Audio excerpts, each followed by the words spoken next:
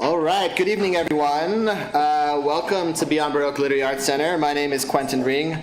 I am Beyond Baroque's Executive Director. And welcome to what is, as of yesterday, the newly renamed Wanda Coleman Theater. We had a big, thank you, yes. We had a big night last night to mark the renaming of this theater. And I'm really thrilled to be able to welcome all of you to this space and to what is the second day of the Southern California Poetry Festival. We've had programs all day long. We have another one in the evening. We've got some more programs tomorrow. But as for right now, I think we've got something really great. It's a reading and panel on Iranian poetry and translation, celebrating the women life freedom movement. We'll get to the program in just a second, but I wanted to start by just saying a few words about Beyond Baroque. I think it's very important to begin by acknowledging our presence here on Tongva land. Beyond Baroque acknowledges the wrong done to indigenous people through settler colonialism, genocidal practices, and the violent dispossession of their land.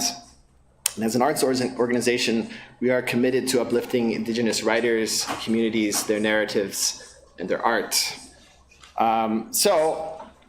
What is Beyond Baroque? I think a few of you are new to the space here. I'm going to quote the poet Wanda Coleman, whom this theater is now named after. Beyond Baroque was my alma mater, and the poets I met here were my classmates. All of that is to say, we're a space for poets, writers, and artists.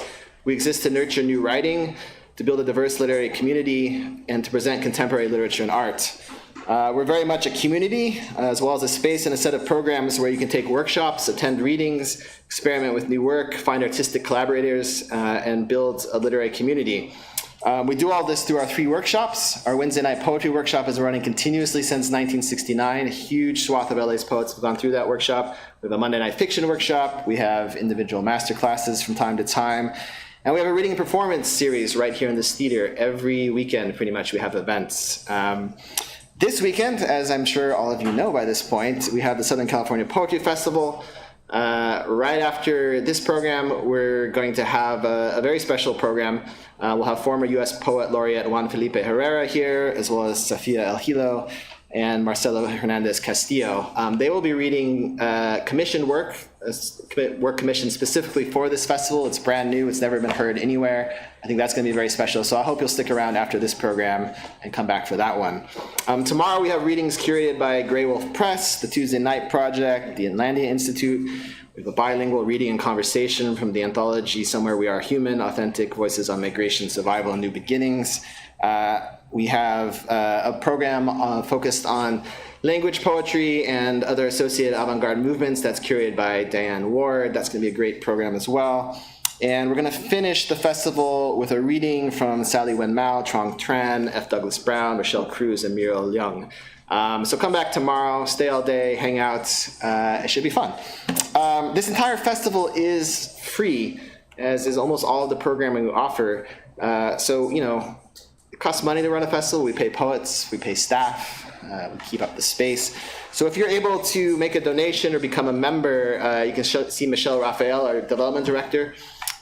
She's going to be out in the lobby taking memberships. Membership costs as little as $60 for an individual membership, $80 is a dual membership.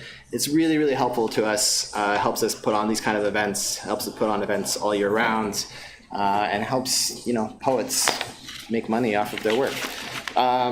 If you also want to help poets make money off their work, we do have books for sale in the bookstore.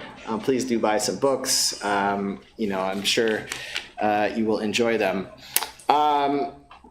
We are trying to reach $155,000 in our end of the year fundraising. We just got a gift of $25,000, and so we're at 105 now. So we have about a month and a half to get to everything we need. So again, we appreciate your help.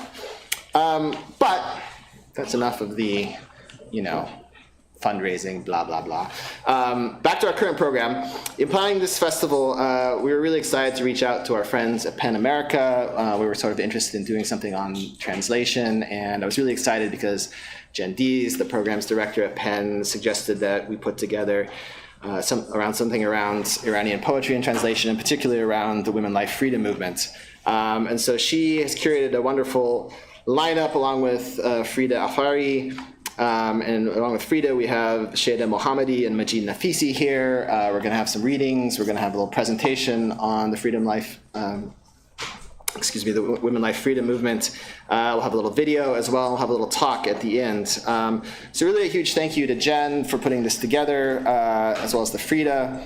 A huge thank you to our poets, as well as to our staff, particularly our programs coordinator, Yvonne Salinas, who did a lot of work on this, as well as Jimmy Vega, Michelle Raphael, Genesis Perez, Nick Foreman, Eric Alberg. This place would not run without all of you. So we're going to start with Frieda talking to you a little bit about the Women Life Freedom Movement. She's got a little bit of a presentation, so I'll just introduce her and we'll get into the program.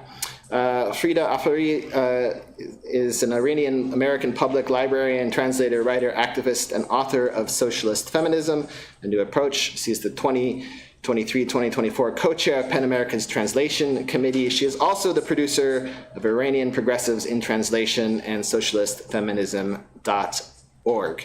Please, everyone, welcome Frieda Afary.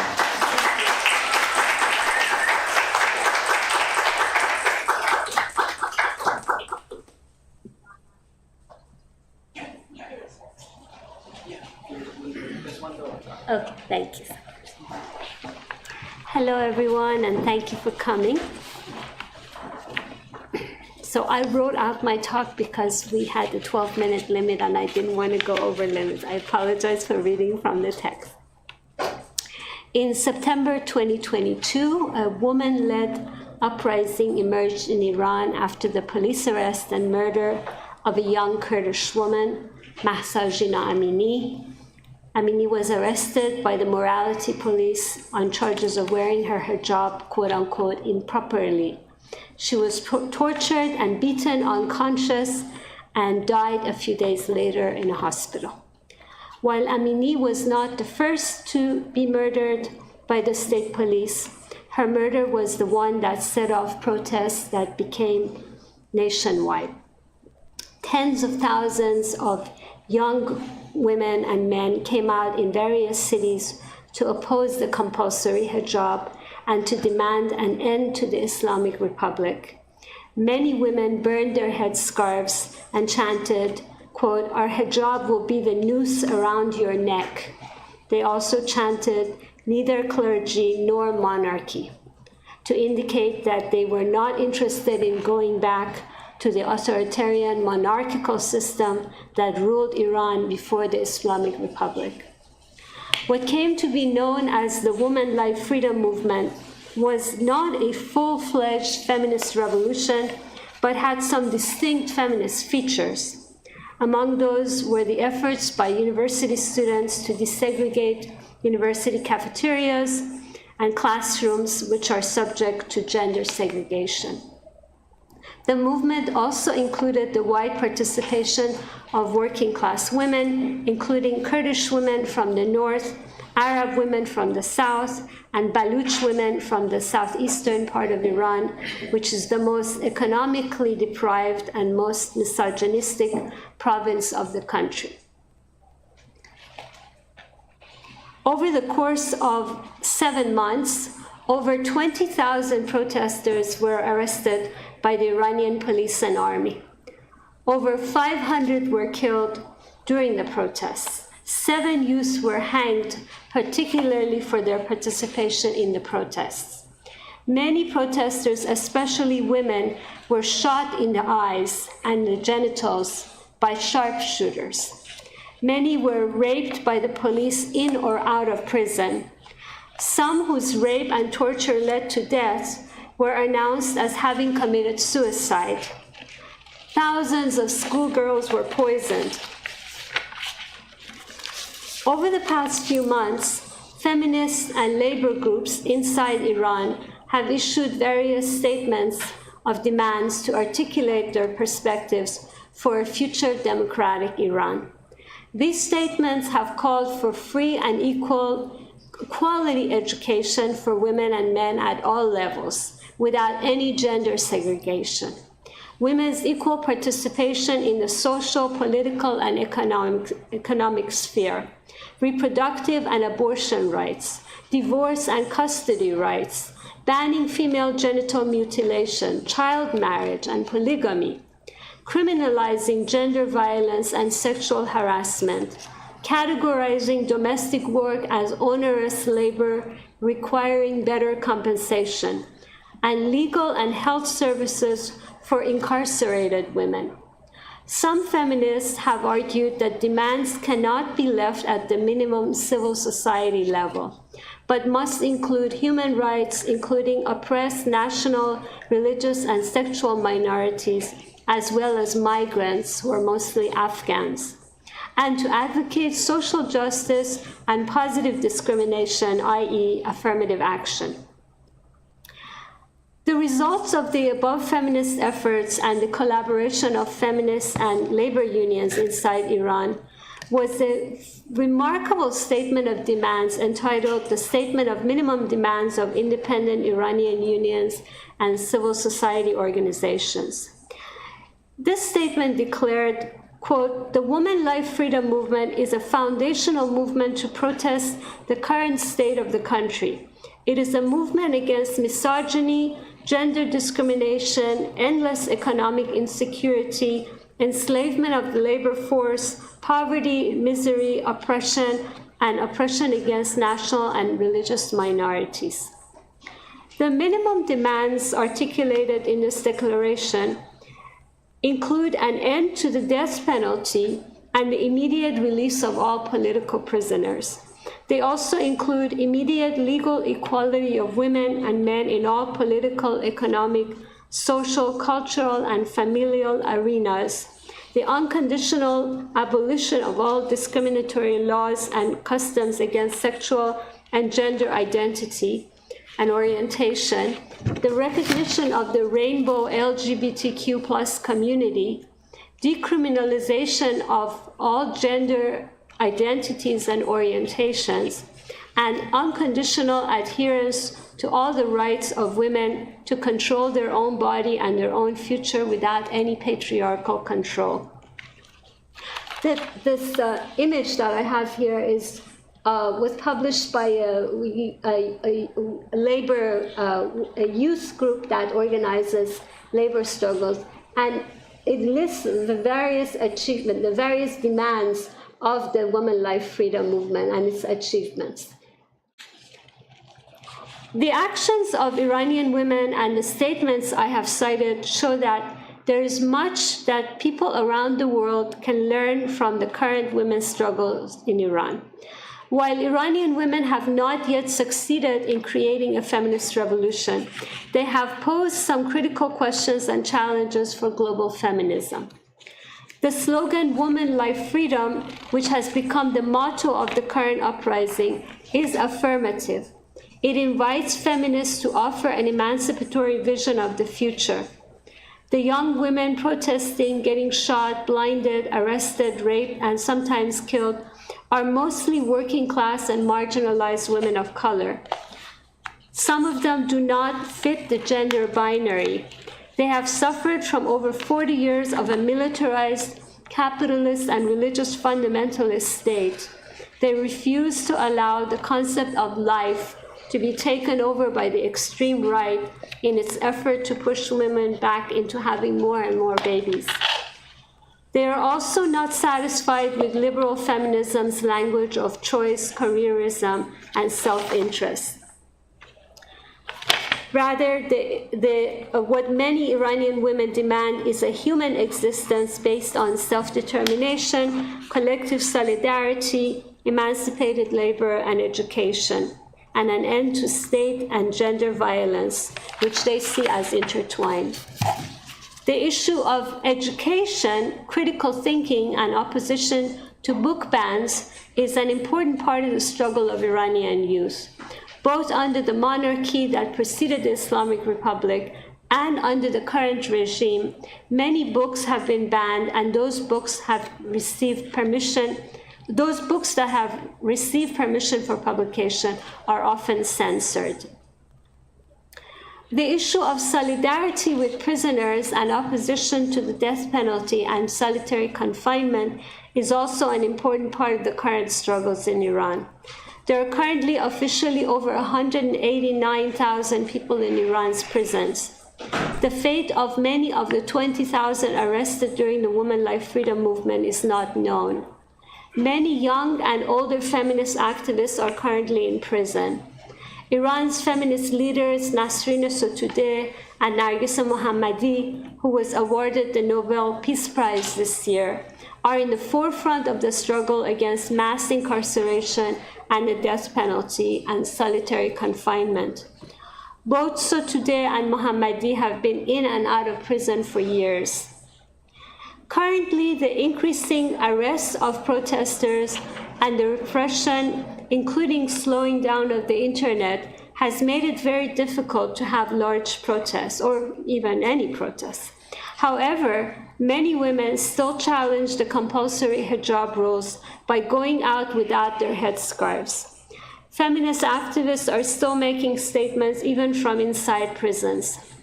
A young woman, Armita Geravan, was recently beaten unconscious by the so-called morality police at a train station in Tehran and was announced brain dead a few weeks later. Women's rights activists who attended her funeral, including Nasrin Sotoudeh, were beaten and arrested. The Iranian parliament has now passed a quote-unquote hijab and chastity bill, which allows for sentencing a woman to up to 10 years of forced labor for not wearing the hijab. Today's program will offer translations of the poetry inspired by the Women Life Freedom movement. This panel is part of a larger effort by Iranian and non-Iranian writers and activists to give voice to a movement which has been very creative on the artistic front as well, and to further develop its demands. And I've brought some books here that you can take a look at later, that one by Nasrin Sotoudeh on the Women Life Freedom movement, one on the Voices of Art and the women's protests in Iran, Women Life Freedom movement, and one by one of our panelists, Majid Naficy in Persian, which is entitled The Daring to Think and the Jina Revolution. It is this type of international solidarity that is very much needed for the Women Life Freedom movement to not be crushed by the Iranian state. The fate of this movement is very much tied to whether struggles against authoritarianism, racism, misogyny, and homophobia in other parts of the world survive and come to its aid. And in that spirit, I would like to end by reading passages from two statements which Ukrainian feminists and a group of Palestinian activists separately issued in solidarity with the Women Life Freedom movement last November. So first, a statement from the Palestinian activists. This is just a passage from it. They wrote, "The Islamic Republic of Iran has continued to take advantage of the just cause of the Palestinian people as they confront Israel and ethnic cleansing. As the Palestinian people confront Israel and ethnic cleansing.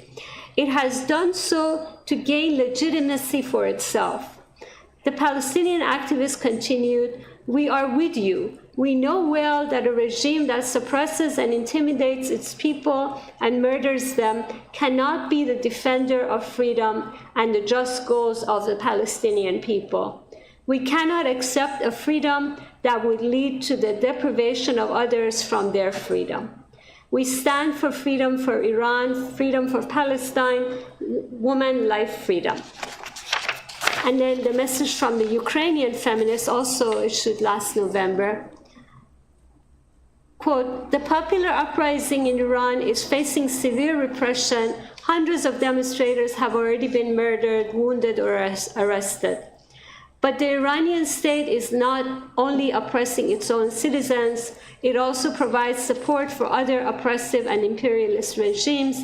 During the last few weeks, Iranian drones employed by the Russian army have killed tens of civilians and destroyed countless housing and critical infrastructure objects in Ukraine. The fight of the Iranian people for their freedom is also a fight for freedom and security of ordinary Ukrainians. Ukrainian men and women have been resisting Putin's imperialist aggression. Iranians continue to struggle against their own dictatorial, ultra-conservative regime and elite profiting economy. freedom for Iran, freedom for Ukraine. All together we will win. Thank you.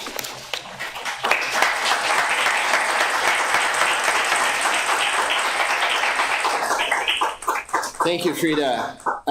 So next up, we're going to have a reading from Sheida Mohamadi. To tell you a little about Sheida, she is a poet, writer, scholar, and journalist who was born and raised in Tehran, Iran. Sheida holds a bachelor degree in Persian language and literature from the University of Tehran and a master degree of science in communication from Purdue University. She was the first poet in residence at the Jordan Center for Persian Studies at the University of California, Irvine for the 2015-2017 academic year. She has published 6 books and 1 audio CD. Sheida's collection of poems, Crimson Whispers, was published in 2015. Everyone, please welcome Sheida Mohamadi.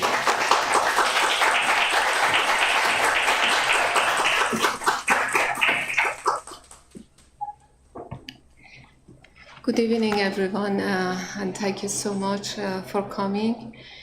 It's been an honor to be here and participate for Women Life Freedom Movement in Iran.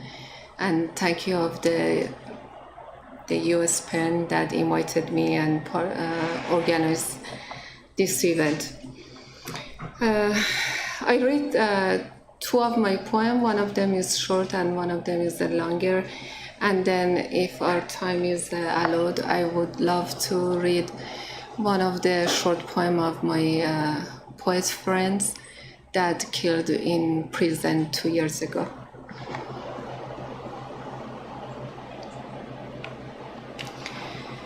There is a broken home in the orange color of these leaves, and how low it was. The mirror steps against there, right there. Why won't this autumn fall through the rain? This lump in my throat. Something was missing, like this poem that couldn't reach you. Throw at the lyrics of the woman who had died with me.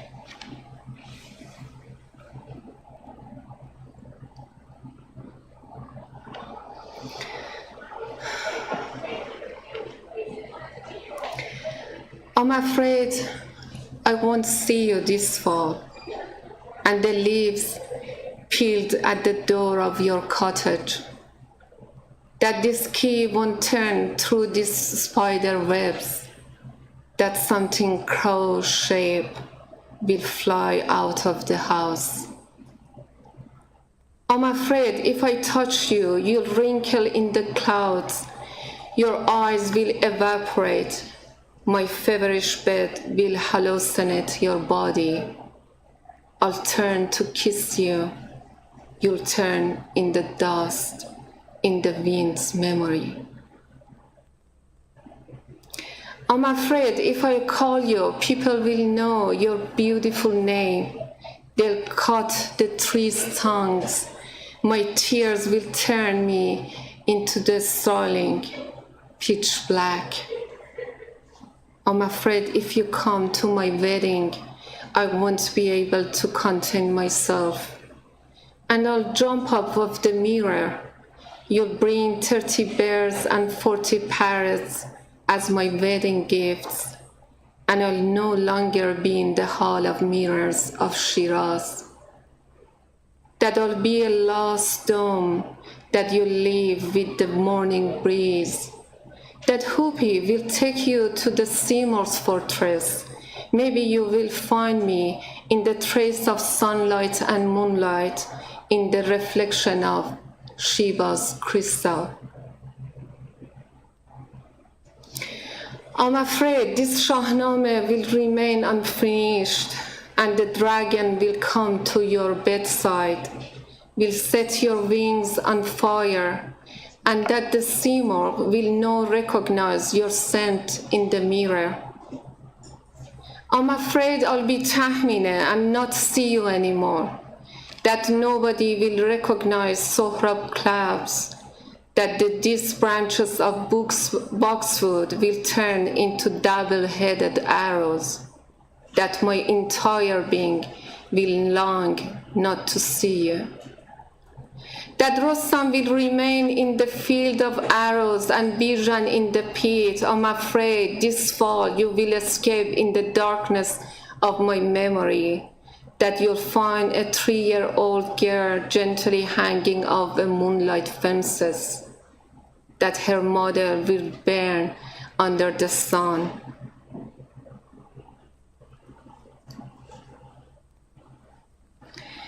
I'm afraid you'll escape to tomorrows, that my sister will unite with the night and moonlight, and that she will find her baby in my uterus, that they'll explore my hair, a strand by a strand, in Mosul, that they'll wrap a black shovel around me, that they'll stone me in the legend of Baba Layla.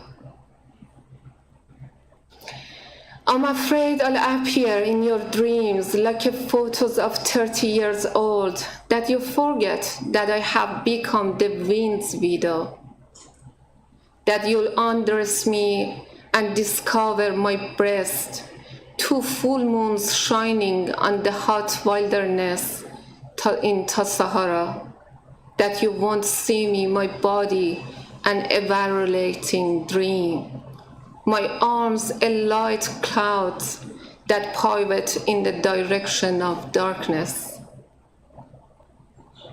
I'm afraid I won't see you this fall either, and the dream of a faraway land will tingle in the nails and fingers that bury, that I'll pass by parallel lines, that hands will sing and they pass through customs, that they'll smell the scent of your wild heart among the clouds, that they'll find your kisses in my suitcase, that they'll compel me to confess, to say that you are the one who showed me the crow's refugee one fall day, and from that day on my body will smell of Golnar soap.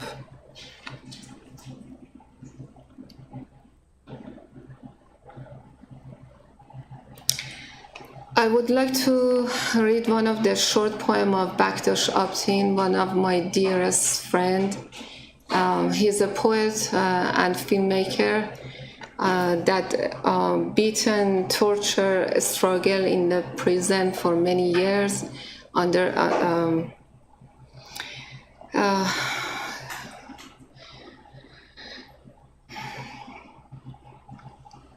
and we lost him before the Women Life Freedom during 2021. This poem was translated Miss Majid Bahar.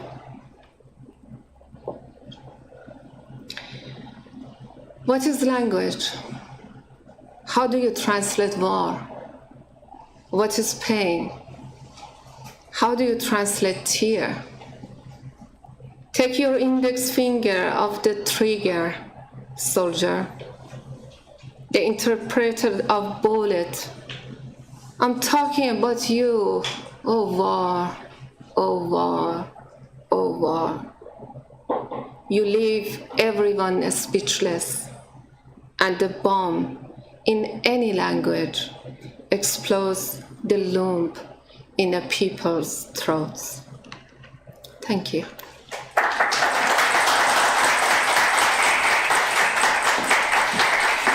Thank you, Sheida. Another round of applause, please.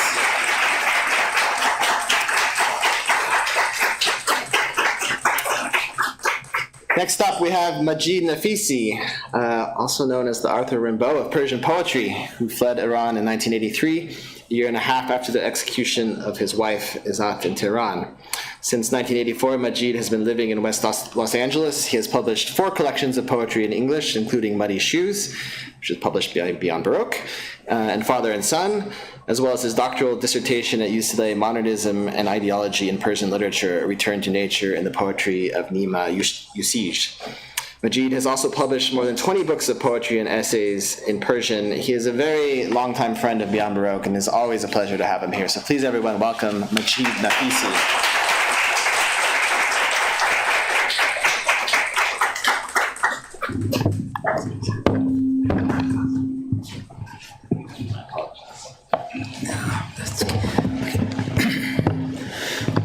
Where is it?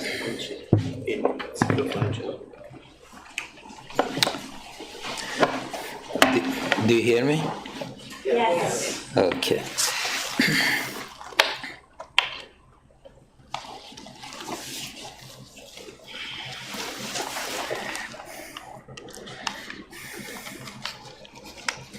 First, let's make sure that this guy works.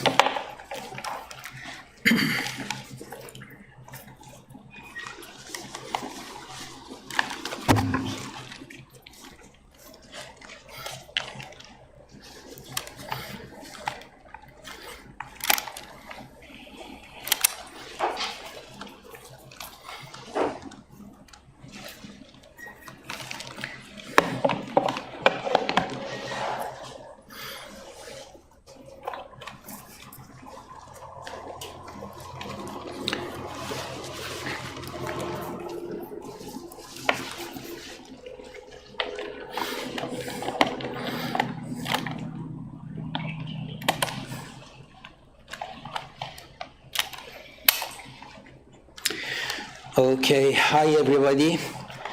Thank you, Quentin. Thank you, Sheida. Thank you, Frieda. I would like to thank PEN America for inviting me here tonight.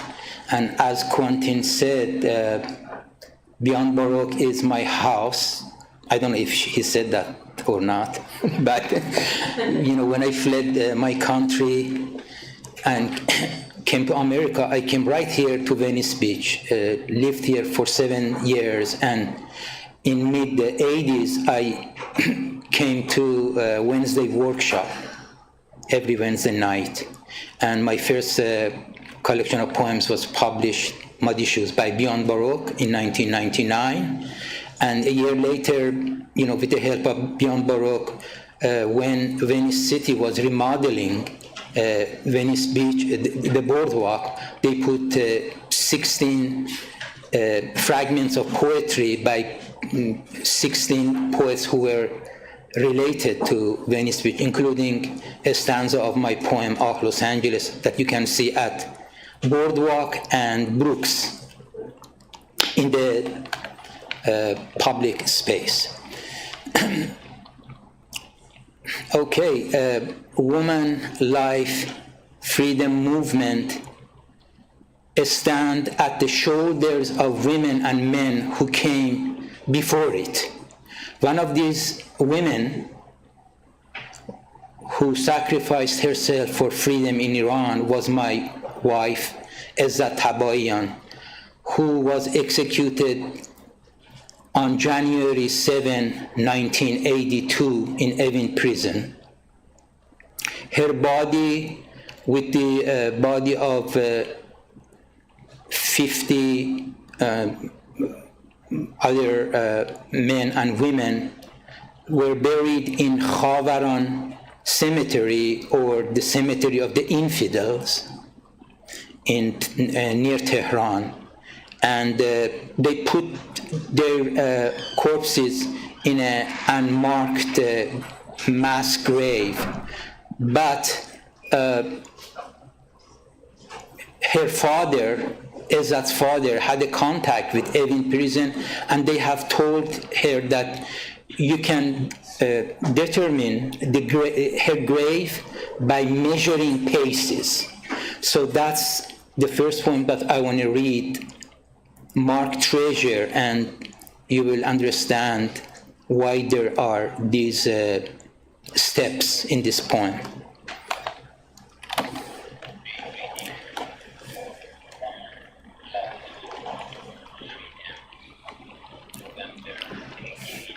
Mark treasure in memory of Izzat Tabaiyan.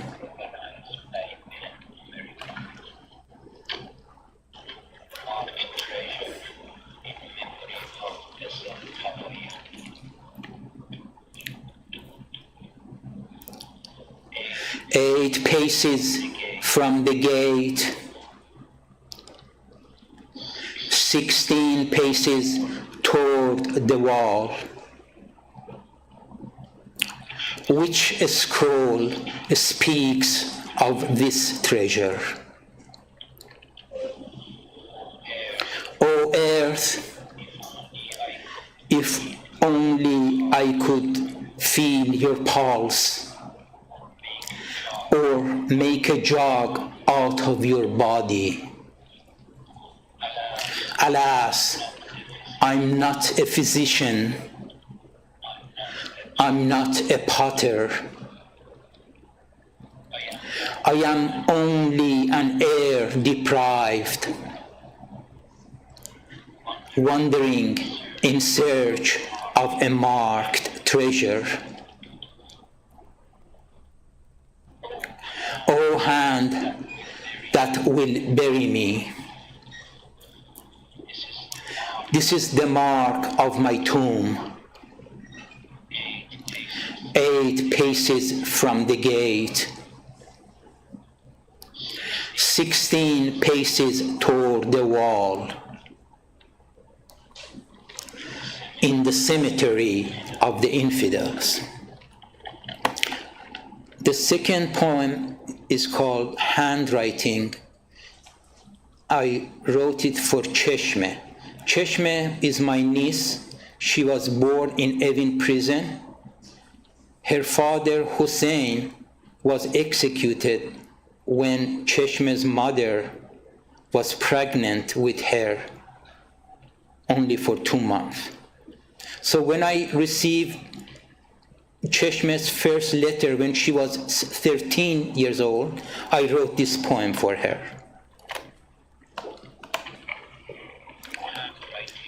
Handwriting for Cheshme. You cross your T's and dot your I's, and there is no missing hump in your M's. You loop your Y's, J's, and G's, and your words do not fall below the lines. Your paper shine like marble, and your words are deeply etched, as if you were a rock climber who pounds the nails in the rock to make a steady foothold. Your father taught me rock climbing. He had strong fingertips and sharp eyes. He placed the nails firmly, passed the rope through the hooks, and climbed step by step. When he reached the top of the cliff, he turned back and looked down, and he smiled and knotted his brow. You were born in prison, and your father never saw you. But I recognized his daughter when I saw your letter today. Your sentences are short, like a sigh, and sometimes they hit the heart like a bullet.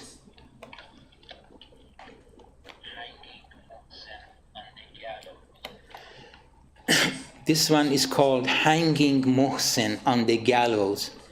And I wrote it in memory of Mohsen Shekari. He was one of the 7 people who were hanged by fucking mullahs in Iran last year.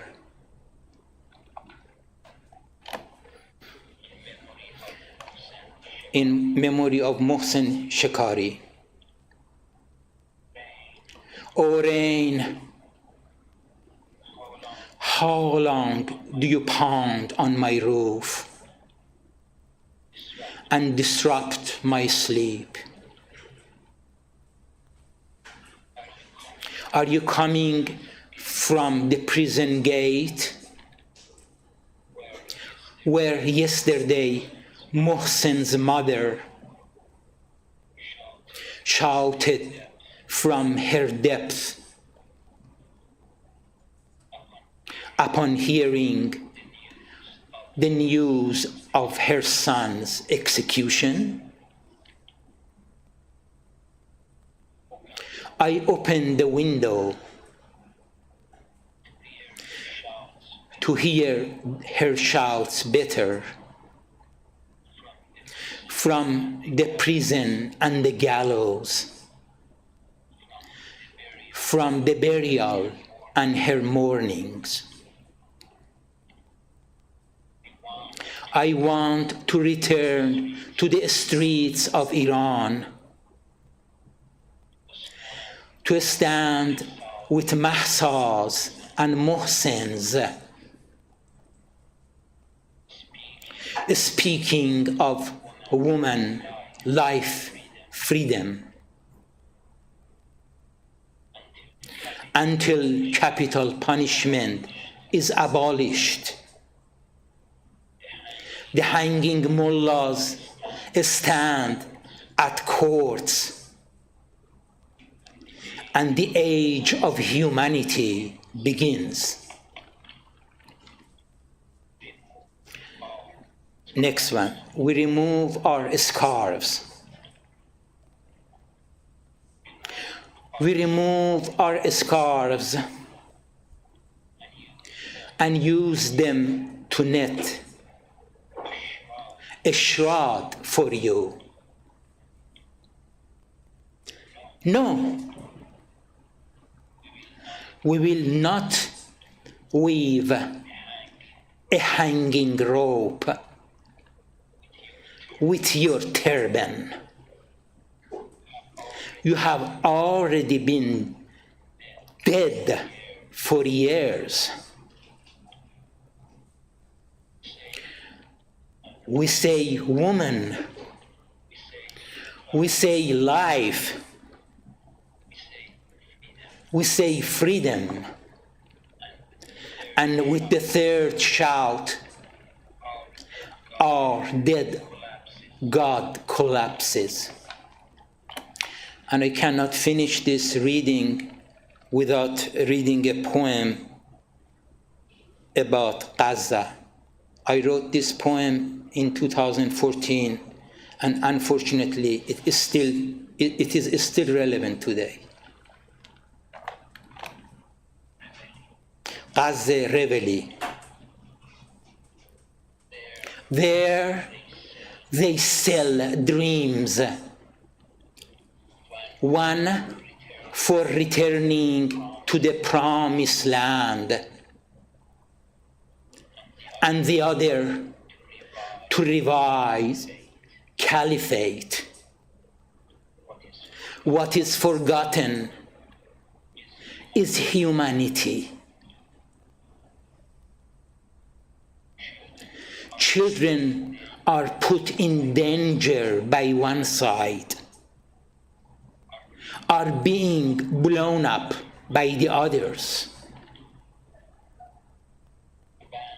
Abandon your bloody nightmares. Let the future free itself from the yoke of the past, and two nations live side by side. Wake up, wake up. Thank you.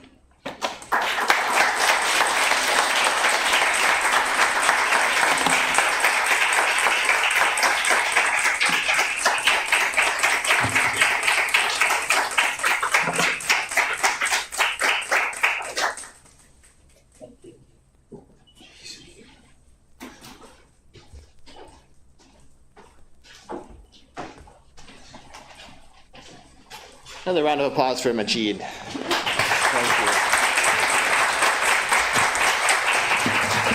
you. Next up, we have Jen Dees, the program director for PEN America, who's going to introduce a short video. So please, Jen, come to the podium. Thank you, Quentin. Thank you, everyone. I'm really humbled to be here. This is a space that feels sacred to me and has an incredible history. Thank you, Frieda. Thank you, Majid. Thank you, Sheida, for being here. We really appreciate you. And thank you, Quentin, and the whole staff at Beyond Baroque for letting us be a part of this very, very special and important festival. We really appreciate it. This week, PEN America, which is a human rights and free expression advocacy organization, we defend the freedom to write here and around the world. We celebrated the 42nd annual day of the imprisoned writer. And today we want to honor one such case, an imprisoned writer, the PEN Barbie Freedom to Write honoree and Nobel Peace Prize winner, Narges Mohamadi.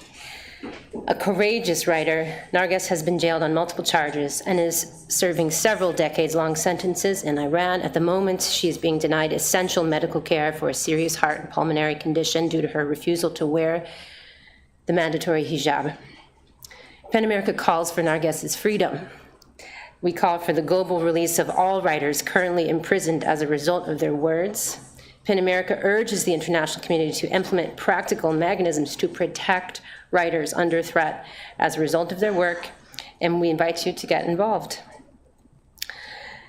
We support the development of an international framework, something practical, something real, to protect writers from persecution. Such a mechanism should encompass both immediate support for writers at risk, something I'm so honored to work alongside colleagues who are doing on a daily basis, and include the provision of emergency visas for those forced to flee, and longer-term assistance through partnerships with civil society organizations, academic institutions, offering fellowship scholars and other professional support for writers in exile. And we welcome you to get involved, to spread awareness, to honor these names, amplify their work, pressure your representatives, and support those working for their freedom. Advocacy makes a difference, as does solidarity. Recently, another PEN Freedom to Write honoree, human rights lawyer Nazreen Satouteh, who dear Frieda mentioned, has been recently brutalized by the Iranian police, once again taken into custody for attending a funeral without hijab, was released on bail this week. Small victory. But this release was in part due to coordinated pressure, solidarity from human rights defenders around the world. And you can be a part of that.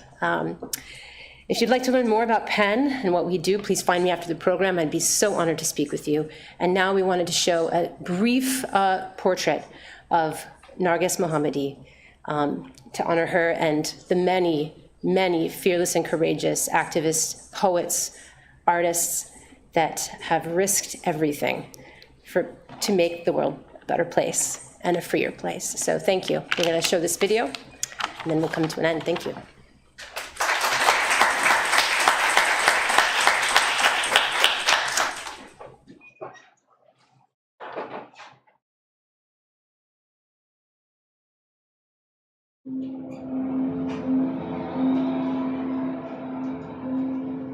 In 2022, Iranians took to the streets in their thousands in the aftermath of the death in police custody of a young woman, Mahsa Jina Amini, whose name would soon be known all over the world. Iranian women demanded their rights. As the Iranian regime swept hundreds of protesters into prison, Narges Mohamadi smuggled messages from her own prison cell, encouraging them to continue, saying some things are worth fighting for.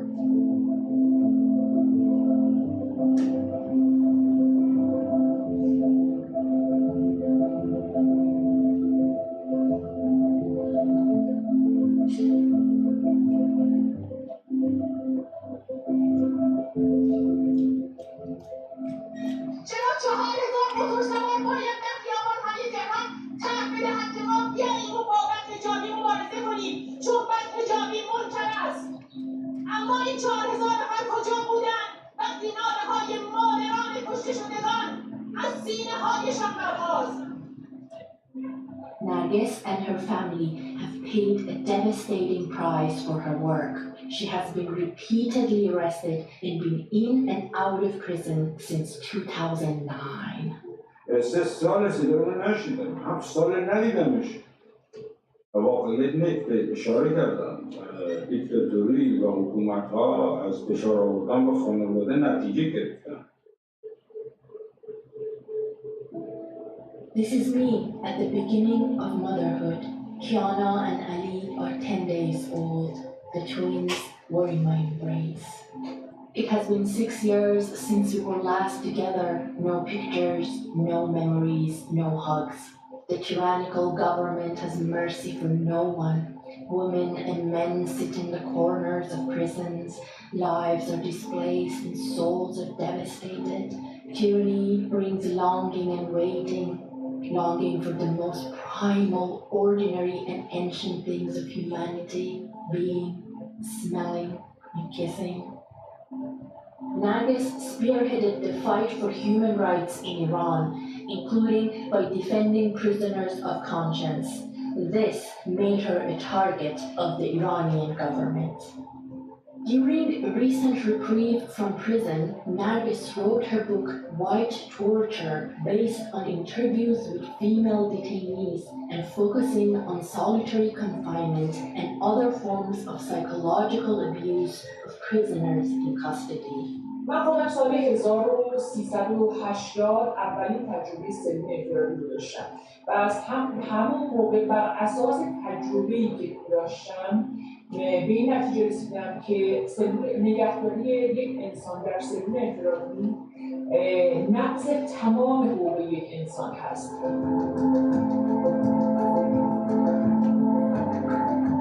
In 2021, an Iranian court again convicted Nargis of new spurious charges of defamation and propaganda against the state. Back in jail since November 2021, Nargis is currently serving multiple sentences totaling more than 10 years behind bars and 80 lashes, and may yet face further charges because she refuses to stay silent from within the walls of Evin prison.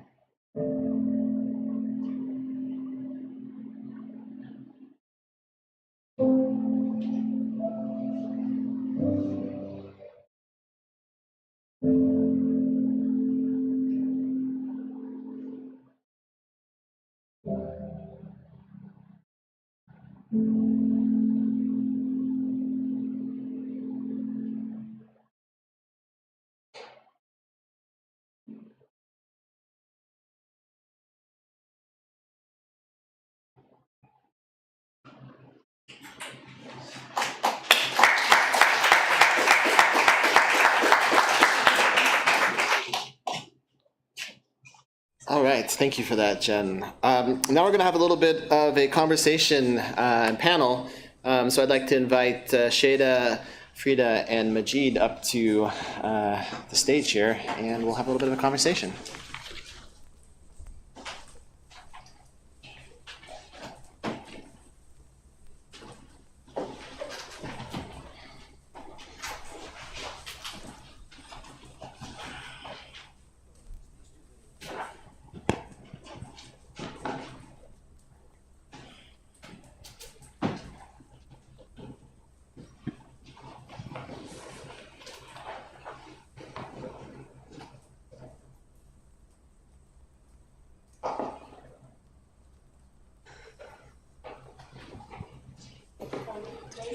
Questions from the audience, if you wanted to start talking, you want me to like it. It's very hard to see the audience with lights being shown into our faces. So if anyone has a question, I don't know if we can necessarily see you. Speak up.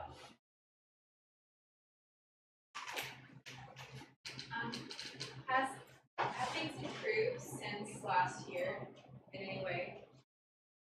With what's happening between the government and the protesters? No, they're worse. They're much worse, actually. They're still, as I mentioned, 20,000 people were in prison, and the fates of so many of them are so unknown. More and more women and men have been arrested. Even more recently, police have been going to people's homes, arresting them, or as Jen also mentioned, women who went to the funeral for Army Tegeran man who was beaten unconscious by the police and killed. They were arrested. Some of them were subsequently released. But and the internet has slowed down. Some days people don't have internet connections at all. So actually the situation is more repressive. Others, go ahead, please comment if you have.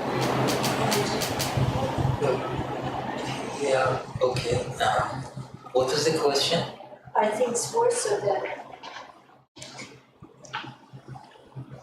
Well, it depends, on from which side we look at it. If we look at it from the side of people, I think although people have been brutally suppressed, brutally killed, and brutally silenced, but their achievement, the achievement of this movement, woman, life, freedom, is huge.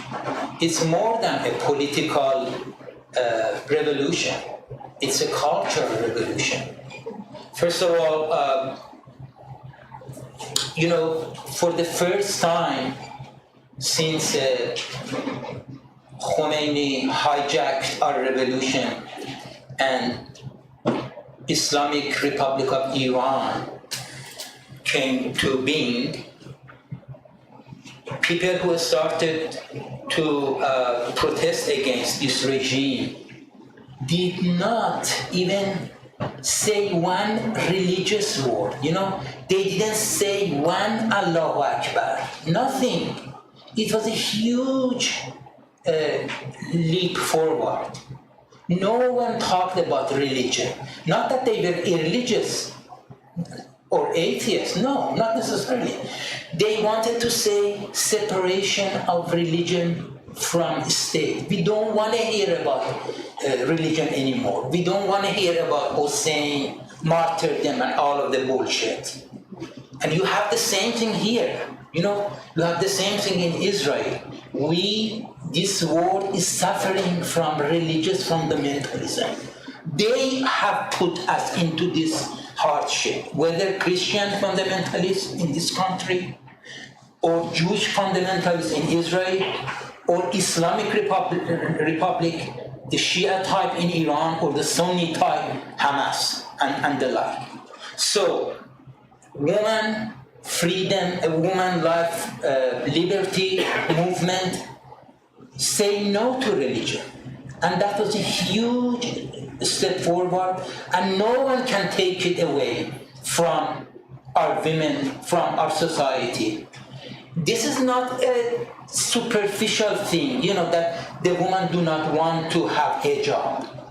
This is not something cultural, like hijab is not something cultural in Iran. It's a suppression of religious dogma on other people. They want to say, how we want you to live like us, think like us, dress like us. No. We want to have our freedom. We want our individuality. And that's what this movement brought up, and no one can take it away from Iranian people. Thank you. As a person that I grown up and raised up in Islamic Republic and suppression, and even when I was kid, one of the bomb of Saddam Hussein's attack on my school, and I lost one of my many of my classmates. Actually, on the road, I told my husband, is any of us that we survive, or I can say accidentally, we survive or live in Iran, is very by the chance or luck. So, as a person to grown up of this situation and become as a journalist, I work for the women's right. Before we hear, actually the world hear about the woman life freedom.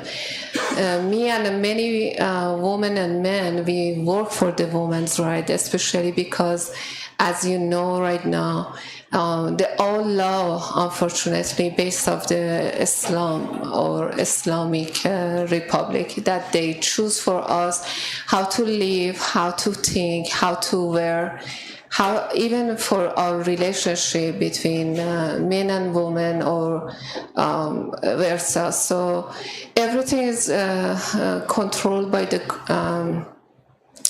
their dictatorship and their dictators. So I remember when I was a student, even wearing the white, maybe it's funny for you, but for white socks or white shoes is abandoned. And 3 times as a very advanced student at the University of Tehran, that I finished my bachelor with the 3 years. 3 times they arrest me because only I wear, for example, the white shoes. This is circumstance, and that's the lifestyle that we have. So as Majid mentioned before, this movement is built of the shoulder of older generation, that all of us, we fighting for that, especially the artists, poet, writer, singer, musician, filmmaker, or player, all of them, they're working for the liberty, for the freedom, especially the freedom of the thoughts, that the people, most of them, still live in the cage of the thoughts that the government inject them, dictated to them to how to live or how to think about it.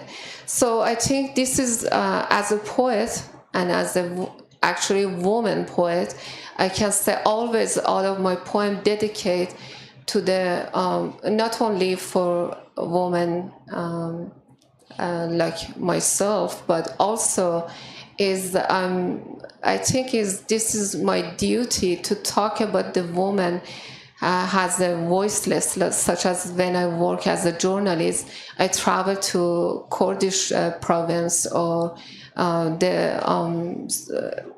some people in the south, that a lot of women, they burn themselves because against of the mandatory marriage, or as a child they force them by the law of the Islamic Republic to force them to marry with the old man, for example. Or this is all of sad stories that the girls and women, they face to the this kind of lifestyle that we don't accept it. Always we fight for that. Not only women, I have to say, I think it's 73% of the prisoner in the Iran prison right now for the woman life freedom is a man. And as some of them that Frieda and Majid mentioned names, is the men and youth men that they died for our freedom, not only for women, for all of us. Especially the people are still thinking that this way, that the government, especially the Islamic government, that inject them is the only way that they go to the heaven or whatever. So, as I can say, is more than 45 years we fighting for our freedom.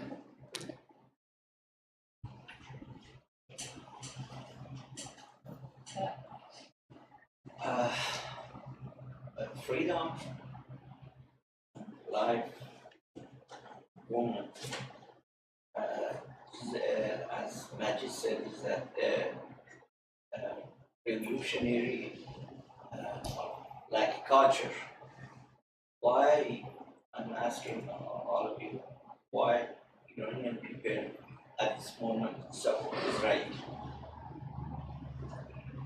Because it's, I think, it's against freedom. What was the question? You can't hear. Said at this moment, like I said, women like freedom is that revolutionary culture in Iran, as Majid said. Why at this moment Iranian people supporting Israel in this war against Gaza? I don't think you can make a blanket statement like that. I mean, there are different views inside Iran. Microphone.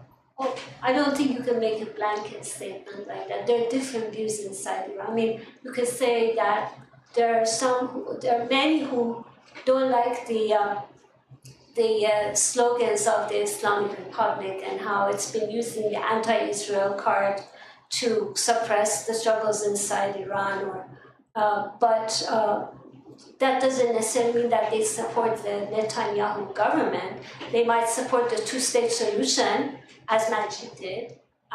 Also, there's a lot of support for the Palestinian people, and the distinction made between Hamas and the Palestinian people. There's a lot of hatred for Hamas, but there's also a lot of support for the Palestinian people who are suffering.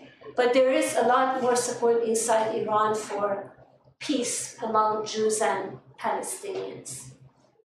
What others want to say?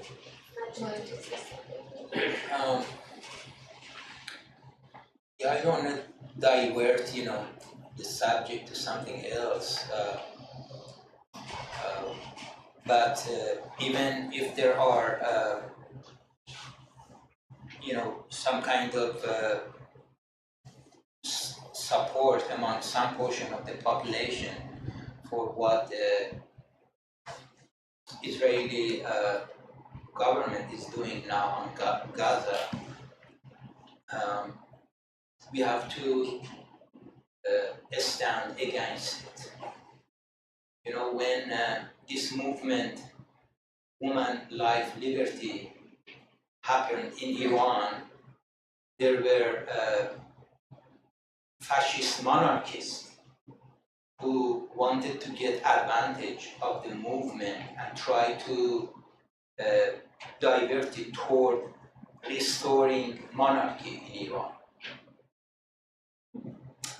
Well, we as intellectuals, we have to raise consciousness among people and tell them that if we don't want Islamic Republic, we don't want to go back to a police state that both of the Pahlavi monarchy had in Iran. They were not. They were secular. Their government monarchy was secular, but it was a police state. We don't want to go back to police state. Also, to those Iranians, who might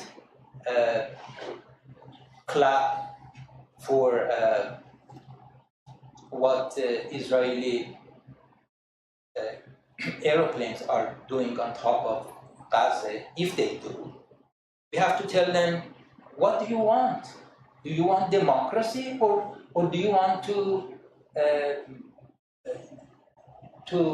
go from Islamic theocracy to Jewish theocracy or to Christian theocracy?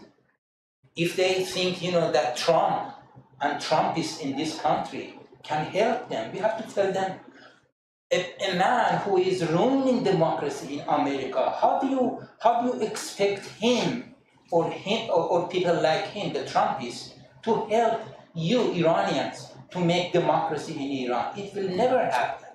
You have to stand on your own feet, you Iranian people, and make democracy possible with your own hands.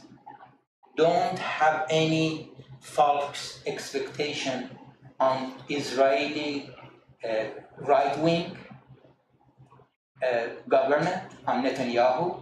Don't have any false expectation of Pompeo and Trump. That's what we have to do. Thank you.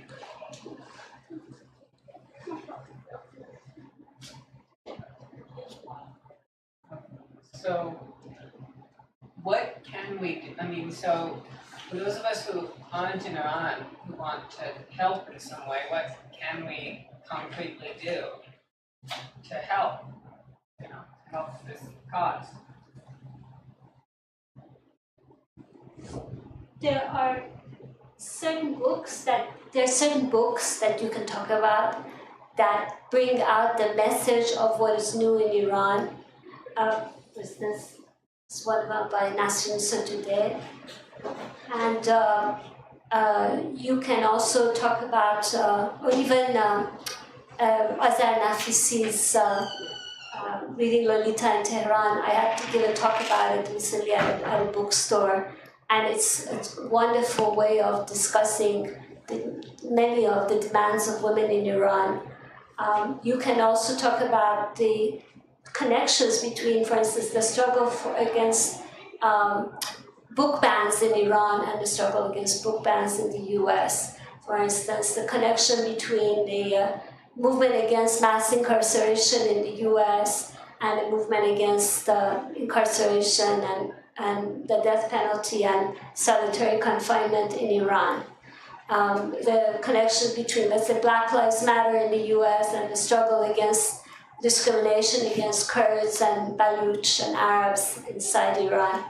And of course, the movement to reclaim the concept of life. Here we have the so-called pro-life, who are anti-abortion, anti-woman, misogynist. And in the US, women are reclaiming the concept of life. And they're saying life means that women should have the right to abortion, should have reproductive rights. And so those are all ways of making connections between the struggles. Would others like to comment? I can say bring the attention and awareness to the people, the society, because I think all of us, we victim of the mainstream news agency or the media.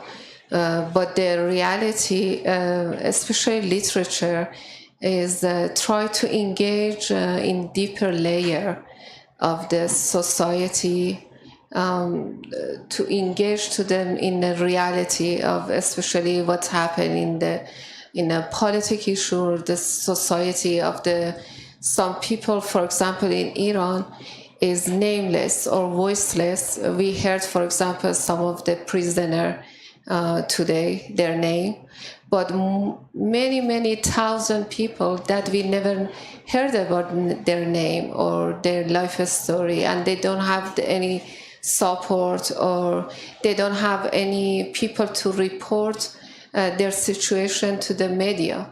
So I think for example, I think this is my duty to always bring that attention to the world, to look at them, to project that kind of people, because we are such a lucky person to still alive, or we talk as some famous prisoner in Islamic Republic, prisoners. So, but I think the most important things we talk about the people, especially the ordinary people, that they suffer in this circumstance, or the parents, such as father of Mohammad Mehdi Karami, or the family member of the Puya Bakhtiyari that they killed by the IRCG. So they are in a prison because only they want to talk about the rights of their children. So I think this is the most important. We pay more attention to the people who they are voiceless and nameless. I have a question that maybe follows on these. And first, I just want to thank you all. This was such a moving and beautiful panel. I think my question stems from the last poem that Majid read that ended with the lines, "Wake up, wake up." and this poem that was written maybe a decade ago, speaking to the present. And it made me, one, I'm curious more to hear Majid, if you could think about the origin of that poem and how you see that poem working now. But also, I guess, just a larger question is how you all and see the project of poetry being able to speak to these cyclical cycles of violence that are increasingly intensified, and especially cycles of violence that are gender-based.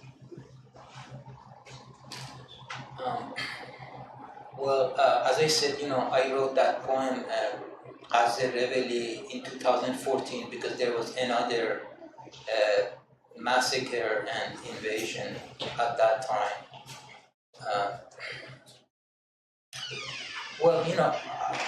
I already said it. It comes from ideology. Our world is suffering. All of these problems, comes from religious fundamentalism. We don't talk about Hinduism or Buddhism because they are doing the same thing in their country, in India or in Burma or in other parts of the world. And of course, it's not only religious fundamentalism. There are other kind of harmful ideology, secular ideology as well. But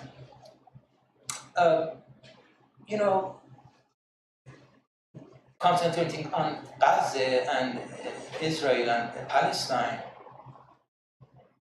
what Hamas wants is, to restore caliphate. And what Netanyahu and his Jewish fundamentalists want is ruining democracy and kind of, bringing back a theocracy. They are selling these dreams, this ideology to their people. So we have to, tell them this ideology is not good, it's illusional, it's criminal, it's anti-human. Why can't you live as a human being together? In Iran, although Jewish people, have been under persecution, or Armenian, or other Baha'i. Yeah, most importantly, Baha'is have been under persecution. But, people themselves, in their neighborhoods, they have been living together side by side for thousands of years. Jewish people have been living in Iran before Islam came to Iran. So if this ideology, if these dreams, of coming back to the promised land, I mean, what promised land? The Bible says that, the Jewish people were under the suppression of Egypt. Have they found, the archaeologists, have they found anything regarding Jewish people in Egypt? No. So if they have not found anything, why do you think that this land from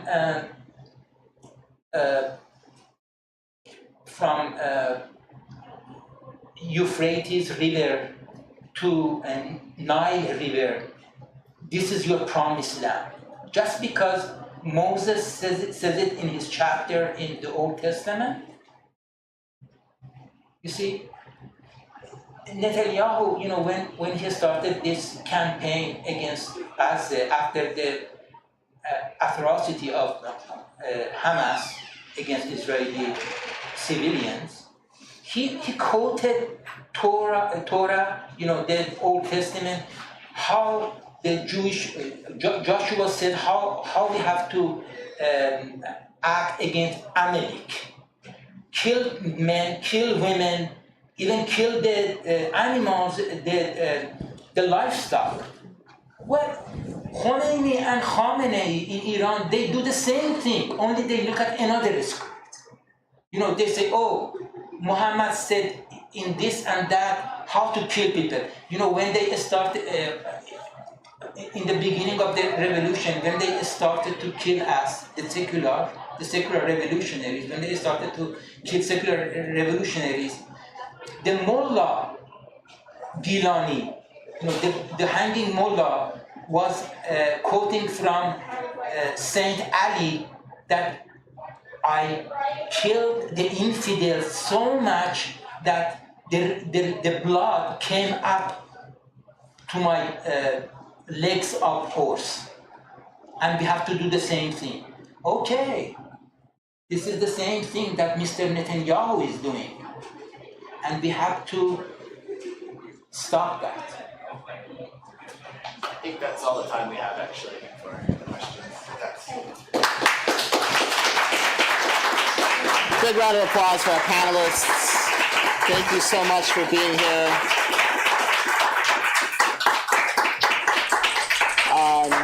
We do have one more program tonight. Juan Felipe Herrera, Sofia El Hilo, Marcelo Hernandez Castillo. That will be at 7 o'clock. There are tacos in the back, reception, so please feel free to hang out. Bookstore is open as well. Thank you all so much. Okay.